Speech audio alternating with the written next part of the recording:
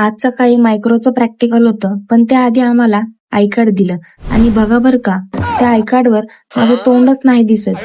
जणू कुणीतरी धूर सोडला आहे फोटोवर.